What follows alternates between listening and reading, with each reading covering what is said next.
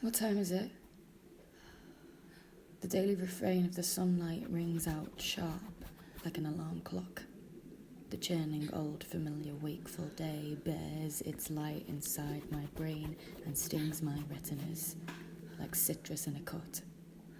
A song that I did not request, it sears itself into my mind before I'm ready, and the nausea that comes with it makes me blind. I furrow, the fever in my skin's what wakes me up, steady. I wished it were a lullaby.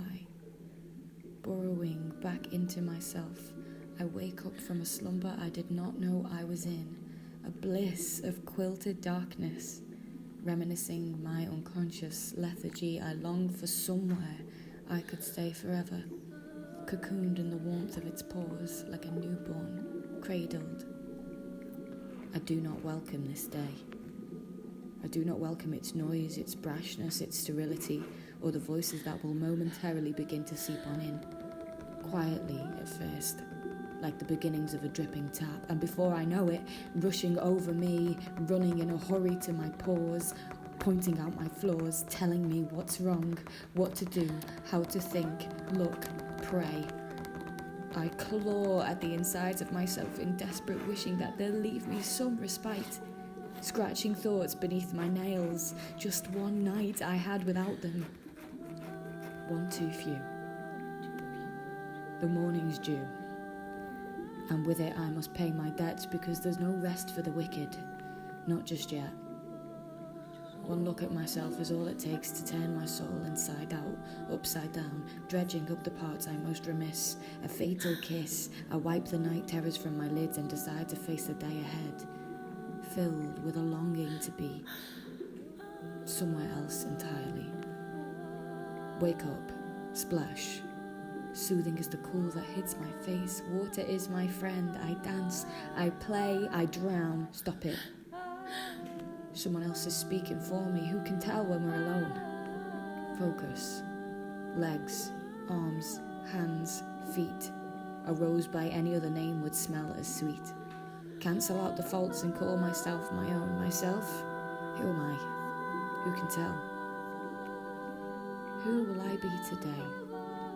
What facet of myself will I put on?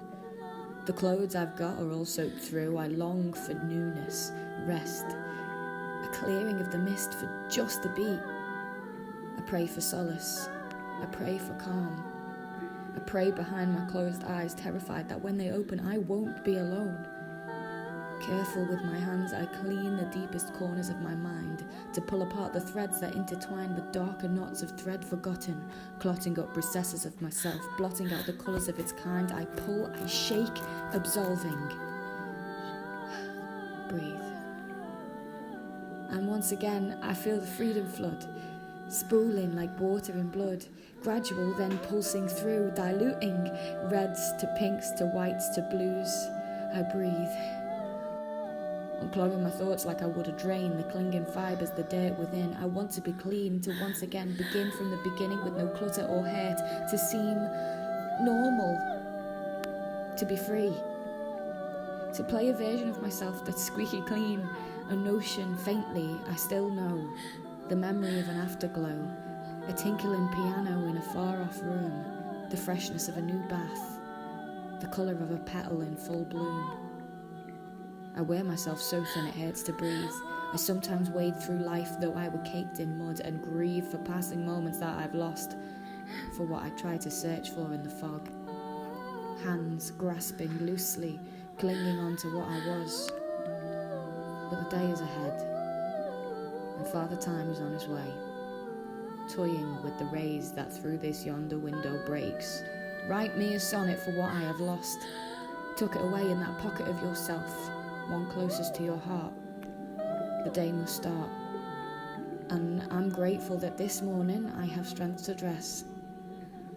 A snail emerging from her shell, slow, heavy, telling of her hesitations and her fears. Rallying her strength, I plant my feet and sigh. I talk myself into each step. The shoes are old and worn, but I'm still walking. Threadbare, sole flapping, full of water from the rain. Yet I go on and on again.